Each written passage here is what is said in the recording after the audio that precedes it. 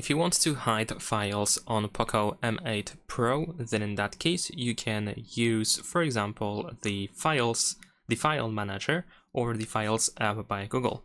In both ways, you can do exactly the same thing. You can select whatever you want to hide. So let's say I'm going to go to images in here. I'm going to select a couple of example images. Then we can tap on more in the bottom right corner, and then we have the make private option. If you do this for the first time, you will need to create a privacy protection password, but once you set it up, you should be able to keep adding files into that private safe. We can go to recent after that and swipe down in here in order to access our hidden files. And there we go.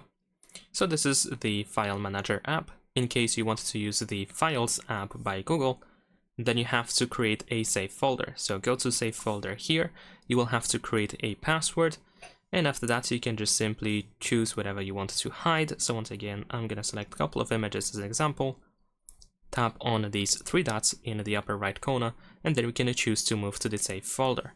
Enter the password that you used to create the safe folder, and then we have all these files hidden in that safe folder. And that is pretty much it. Subscribe to my channel.